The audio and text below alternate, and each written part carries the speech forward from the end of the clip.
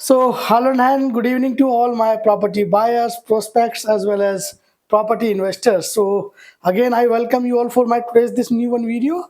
So, this side Dinesh Dayal, I am an expert for generating second income sources through commercial property investment for the my valuable property investor. So, in today's video, we are going to talk about on different topic, and believe me, this is a kind of eye-opening one, and you definitely learn and gain something new about the real estate investment. तो शुरू करते हैं आज का video. जो आज का मेरा टॉपिक है वो ये है कि why real estate investment is the most safe और safest if we compare it to other one. So as you all know that के there are so many options are available in the market के उसमें हम investment कर सकते हैं। जैसे कि आपका म्यूचुअल फंड इन्वेस्टमेंट है, बैंक में एफडी है, बैंक का एक सेविंग अकाउंट भी हो सकता है, गोल्ड में इन्वेस्टमेंट है, इक्विटी में इन्वेस्टमेंट हम कर सकते हैं, या इसी तरीके के और भी दूसरे इन्वेस्टमेंट हैं। तो इन सभी इन्वेस्टमेंट को अगर हम देखें तो कहीं ना कहीं रियल एस्टेट इन्वेस्टमेंट का जो एक क्राइटेरिया है, जो एक ऑप्शन है, या जो एक उसकी डिमांड है, वो बहुत ही अलग एंगल पे आती है। और कहीं ना कहीं इस इन्वेस्टमेंट को, जी हाँ, मैं रियल एस्टेट इन्वेस्टमेंट की बात कर रहा हूँ, उसको ज़्यादा सेफ एंड सिक्योर्ड माना जाता है। तो उसके कुछ लॉजिक है, कुछ उसके पैरामीटर्स हैं। तो उसी बिंदु पे, उसी पॉइंट्स पे हम ये वीडियो बना रहे हैं। तो मेरा विश्वास मानिए, ये वीडियो आपके बहुत ही काम का होने जा रहा है। तो इसको अंत तक देखिए, और यदि ये वीडियो आपको पसंद आता है तो you like it, even you can share it, and do not forget to subscribe my YouTube channel. और बेल का जो बटन है उसको भी आप प्रेस कर सकते हैं, ताकि भविष्य में आने वाले जो वीडियोस हैं उनके नोटिफिकेशन आपको मिले और आप उन वीडियो को देखें। तो सबसे पहला जो पॉइंट है, real estate investment why is the most safe and secured if we compare it to other ones. तो सबसे पहला जो पॉइंट आता है वो ये आता है कि जैसा कि हमें पता है कि भाई रियल एस्टेट कोई भी हो या कुछ भी हो, चाहे हम उसमें रेजिडेंशियल की बात करें, कमर्शियल की बात करें, इंडस्ट्री की बात करें, या अगर हम एग्रीकल्चरल लैंड में इन्वेस्टमेंट की बात करें, तो मुझे कुछ अनोखा ज्ञान देने की ज़रूरत नहीं है। ये जितने भी सारे इन्वेस्टमेंट हैं ये ज़मीन पे होते हैं। जी हाँ, ऑन ग्राउंड ये सारे के सारे जो इन्वेस्टमेंट हैं ऑन ग्राउंड पे हैं। तो ग्राउंड पे होने का मतलब है, अगर मैं एग्रीकल्चरल लैंड की बात करूं तो वो एक तरीके से जो उसकी फिजिकल आइडेंटिटी है, कहीं ना कहीं उसको एक टेंजिबल एसेट्स भी बोलते हैं। तो जिसको हम छू सकते हैं, देख सकते हैं। जैसे कि अगर मैं रेजिडेंशियल प्रॉपर्टी की बात करूं, कमर्शियल प्रॉपर्टी की बात करूं, तो यदि हम उसको जब देखते हैं तो एक फीलिंग आती है, कहीं न कहीं एक माइंड में एक पिक्चर आती है कि भई ये ज़मीन पे ही है, तो ये उड़ तो जाएगा नहीं, गायब तो हो नहीं जाएगा। और कहीं न कहीं ऐसा भी नहीं है कि हमने इसको रात को देखा और सुबह उठा तो ये अपनी जगह से गायब हो गया या हट गया। तो कहीं न कहीं एक ग्राउंड पे होने की वजह से एक इसकी जो आइडेंटिटी है वो बहुत ही सॉलिड मानी जाती है, जिस वजह से ये कहीं न कहीं एक स्ट्रॉन्ग इन्वेस्टमेंट माना जाता है, जाना जाता है, और सेफ एंड सिक्योर्ड अपने आप में हो जाता है, क्योंकि इसकी जो जड़ें हैं वो ज़मीन पे हैं या ज़मीन के अंदर भी हैं। कोई भी ऐसी बिल्डिंग, कोई भी ऐसा स्ट्रक्चर, अगर वो 20 माले का है, 50 माले का है, तो कहीं न कहीं वो उसका ऑलमोस्ट उतना ही ज़मीन के नीचे होता है। तो कहीं न कहीं ये जो हमारा ग्राउंड पे होने का जो एक सेंस है, जो एक हम जिसको लाइव देख लेते हैं और महसूस कर लेते हैं, फ़ील कर लेते हैं, और कहीं न कहीं उसको यूज़ भी करते हैं। तो उस वजह से सबसे जो पहला पॉइंट है वो यही है कि ये most safe and secured investment माना और जाना जाता है। अब मैं दूसरे पॉइंट पे आता हूँ, वो है जी स्ट्रक्चर ही है। जैसा कि मैंने आपको बताया इसी पॉइंट के अंदर, पहले पॉइंट के अंदर, स्ट्रक्चर मीन्स के जब हम स्ट्रक्चर की बात करते हैं तो उससे हमारे दिल, दिमाग और ज़हन में एक पिक्चर आती है कि भई ये एक ऐसा स्ट्रक्चर है जिसको हम यूज़ कर पा रहे हैं, या इसको हम पैसिव इनकम, रेंटल इनकम के लिए भी किसी को दे रहे हैं तो वो भी यूज़ कर रहा है। तो ऐसा नहीं है कि वो हमारा किराएदार हमारी प्रॉपर्टी लेके उड़ जाएगा या नदारद हो जाएगा, या कोई इस प्रॉपर्टी की चोरी कर सकता है। कब्जा करना एक अलग बात है, बट वो कब्जा जो करा है वो प्रॉपर्टी तो वहीं रहेगी ना, कहीं उड़ के तो जाएगी नहीं, कहीं गायब तो होगी नहीं। तो कहने का मेरा जो कंसर्न है, स्ट्रक्चर के होने की वजह से उसकी जो वैल्यू बढ़ती है वो बढ़ती है, साथ के साथ उस प्रॉपर्टी के अंदर जो कॉन्फिडेंस आता है वो एक अलग लेवल का होता है। इसको आप इस तरीके से समझिए, इस एग्जांपल से समझिए कि आपने या किसी ने 200 गज का प्लॉट लिया और वो रेजिडेंशियल प्लॉट है, तो वो प्लॉट की एक जो आइडेंटिटी है, जो उसकी शेप है, वो एक अलग लेवल का कॉन्फिडेंस देगी। जी हाँ, जैसे कि मैंने पहले वाले पॉइंट में बोला था कि कहीं न कहीं उससे भी एक फीलिंग आती है, एक ऐसा एहसास होता है कि भई ये प्लॉट, ये ज़मीन यहीं रहेगी। बट जब उस पे कंस्ट्रक्शन होगी, जी हाँ, 2 माले का, 3 माले का, जब हम उस पे अपने सपनों का घर बनाते हैं, तो वो कहीं न कहीं एक उसका एक प्रॉपर एड्रेस हो जाता है, उसकी एक शेप आती है, उसकी एक पिक्चर आती है, उसकी एक कहीं न कहीं आइडेंटिफ़िकेशन भी आ जाती है कि फलाँ जगह पे, फलाँ गली नंबर पे ये फलाँ प्रॉपर्टी पड़ती है, एक प्रॉपर एड्रेस आ जाता है।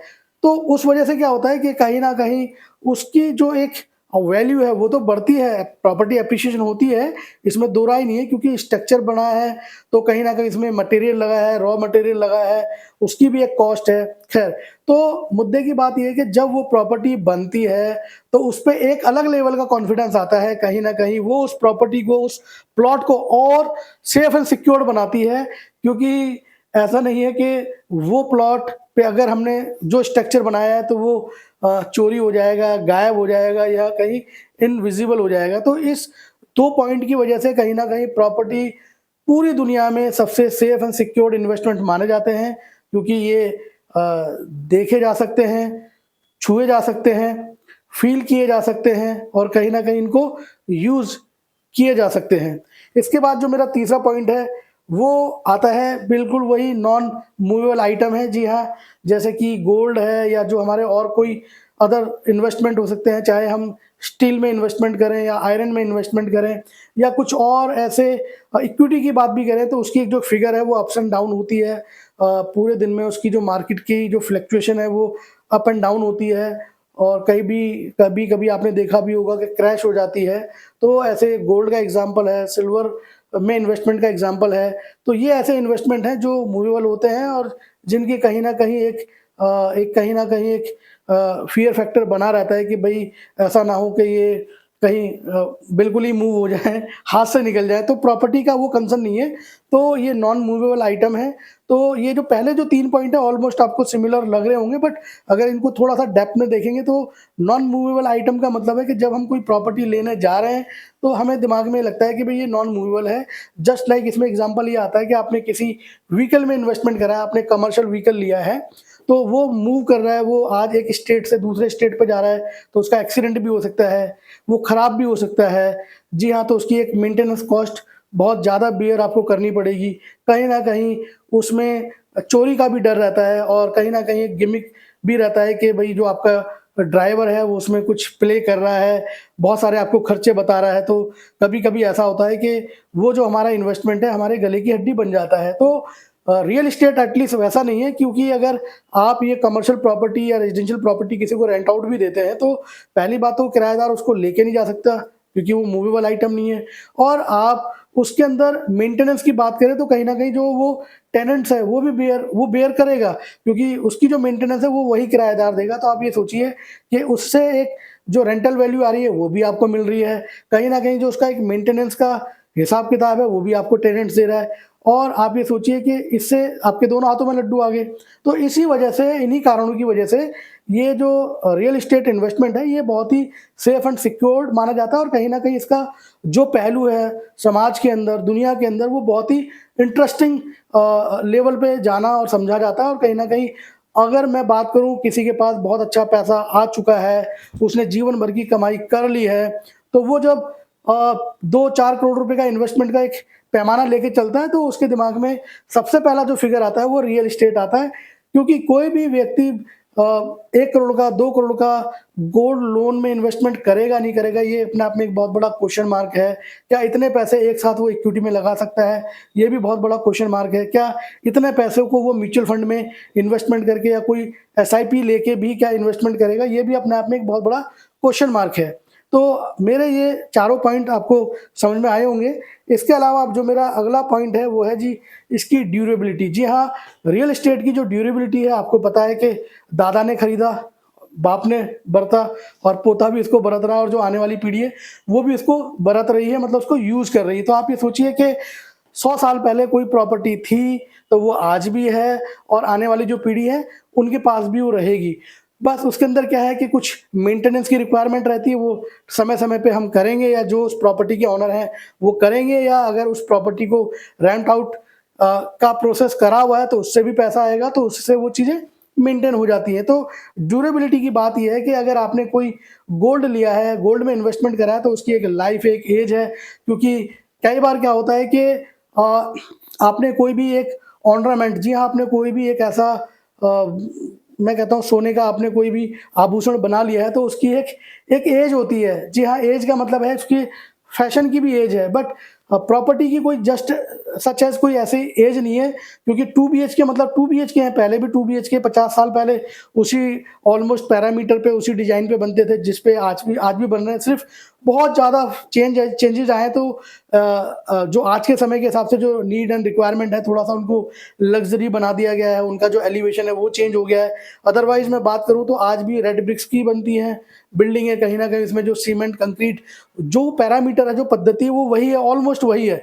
मैं यहाँ पे कुछ न्यू टेक्नोलॉजी, न्यू एक कांसेप्ट भी आया है जिसको हम माइवन टेक्नोलॉजी की बात कर रहे हैं, बट वो सिर्फ़ इतना है कि वो फ्रेम पे बन रही है, कहीं न कहीं जो उसका एक स्ट्रक्चर है वो एक थोड़ा-सा एडवांस हो गया, बट अगर मैं बेसिक की बात करूँ तो आज भी वही है। तो उसी वजह से रियल एस्टेट की जो ड्यूरेबिलिटी है वो बहुत अच्छी मानी जाती है, समझी जाती है, और ऐसा भी सबको पता है कि जो हमारे बाप-दादा के घर थे वो आज भी हैं, और वो आने वाली पीढ़ी के लिए भी सेम वे में चले जा रहे हैं। बहुत ज़्यादा होगा तो उसमें हम उसको रिनोवेट कराते हैं, कुछ ना कुछ उसके अंदर चेंजेस कराते रहते हैं। अगर मैं ये भी मान लेता हूँ कि उसको पूरे बिल्डिंग को डेमोलिश करके नए अंदाज में बनाते हैं, तो भी तो वो प्रॉपर्टी वही है, और उसकी जो ड्यूरेबिलिटी है उतनी ही और गुना वो बढ़ जाएगी। अगर मान के चलो उस प्रॉपर्टी को हमने 100 साल बाद, 70 साल बाद डेमोलिश करके कुछ नया बनाया है, तो अगली जो बिल्डिंग है जो अब बन रही है वो भी तो अगले 100 साल, 150 साल के लिए लाइव रहेगी। तो मेरा कहने का कंसर्न है, इन्हीं पैरामीटर्स की वजह से जो रियल एस्टेट इन्वेस्टमेंट है वो most safe and secured investment माना जाता है। इसके बाद हम अगले उसकी बात करेंगे पॉइंट की, वो आता है स्कैरसिटी। जी हाँ, अवेलेबिलिटी। तो स्कैरसिटी उसकी है, उसकी अवेलेबिलिटी बहुत कम रहती है। जी हाँ, अगर मैं लैंड की बात करूँ, चाहे वो रेजिडेंशियल प्लॉट की बात करूँ, एग्रीकल्चरल लैंड की बात करूँ, आपको पता है लैंड का ना तो कोई प्रोडक्शन होता है, ना ही कोई इसकी मैन्युफैक्चरिंग होती है, जिसकी वजह से डिमांड सप्लाई का जो गैप है हमेशा बना रहता है। लैंड की अगर हम पर्टिकुलरली बात करें तो उसकी जो सप्लाई है कम रहती है, क्योंकि वो ना तो प्रोडक्शन के रूप में उसको देखा और समझा जाता है। जैसा आप सबको पता है कि लैंड की ना तो कोई मैन्युफैक्चरिंग है, ना ही उसका कोई प्रोडक्शन है। तो उसी वजह से उसकी जो डिमांड है हमेशा हाई बनी रहती है, और ऐसे कुछ बिल्डिंग्स हैं, ऐसे कुछ एड्रेस बन जाते हैं प्रॉपर्टी जिनकी मार्केट में डिमांड है। कोई बड़ा ब्रांड आ गया, मैकडी आ गया, डोमिनोज आ गया, हल्दीराम आ गया, वो आपकी प्रॉपर्टी पे किराएदार बन गए, तो आप समझिए आपकी वही प्रॉपर्टी कितने अच्छे लेवल पे एप्रिशिएट करती है, मुझे ये बताने की ज़रूरत नहीं है। तो इसी वजह से जो डिमांड सप्लाई का गेम है वो बना रहता है प्रॉपर्टी के अंदर, रियल एस्टेट इन्वेस्टमेंट के अंदर। अगला इसमें एक और पॉइंट आता है। जी हाँ, जब कोई प्रॉपर्टी बनती है, उसकी खरीद-फरोख्त होती है, तो कहीं न कहीं इसमें एक थर्ड पार्टी, यानी कि जो बना रहा है डेवलपर या बिल्डर, और जो खरीद रहा है, उसके अलावा एक थर्ड पार्टी और आती है जिसको हम बैंक बोलते हैं या फाइनेंशियल इंस्टीट्यूट बोलते हैं। तो उसके आने से कहीं न कहीं उस प्रॉपर्टी की जो लीगैलिटीज़ है, उसके जो पेपर्स हैं, वो बहुत ही प्रोफेशनल इंस्टीट्यूट के द्वारा चेक किए जाते हैं, उस पे सारे वो कार्रवाई की जाती है। तो उस वजह से कहीं न कहीं ट्रस्ट का लेवल बहुत ही अच्छे लेवल पे चले जाता है, क्योंकि कहीं न कहीं इसमें उस बैंक का भी रिस्क है, क्योंकि वो उस प्रॉपर्टी को फाइनेंस करेगा, कहीं न कहीं उस प्रॉपर्टी पे होम लोन देगा, कहीं न कहीं उस प्रॉपर्टी पे कमर्शियल लोन देगा। तो आप ये समझिए कि उस प्रॉपर्टी को खरीदने के लिए अगर बैंक अपनी इंस्टीट्यूट से लोन दे रहा है तो वो कहीं ना कहीं उसका भी रिस्क है, और वो लोन कहीं ना कहीं वो जो कस्टमर है 20 सालों में एज ए ईएमआई के रूप में चुकाएगा। तो आप ये समझिए कि बैंक के होने की वजह से मार्केट में प्रॉपर्टी का जो ट्रस्ट है वो बहुत ही अलग लेवल पर चले जाता है, बहुत ही ऊंचे लेवल पर चले जाता है, जिसकी वजह से ये बिल्कुल सेफ एंड सिक्योर्ड इन्वेस्टमेंट के रूप में माना, देखा और समझा जाता है।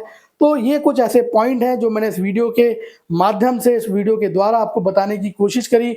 मुझे उम्मीद है कि आपको ये मेरा वीडियो पसंद आया होगा। मेरे जितने भी ये पॉइंट्स हैं ये आपको वैलिड लगे होंगे। अगर आपका कोई सुझाव है तो आप प्लीज़ मुझे बताइए, और कहीं ना कहीं जो आपके सजेशंस हैं वो हमारे लिए एक फीडबैक का काम करेंगे, और हम उन फीडबैक पे विचार करेंगे और अपने अंदर, अपने वीडियो के अंदर सुधार लाएंगे। और कोई सजेशंस हैं आपके, कोई ऐसे पॉइंट हैं, ऐसे टॉपिक्स हैं जिस पे हम वीडियो बना सकें, तो उसके लिए भी आप सभी का वेलकम है।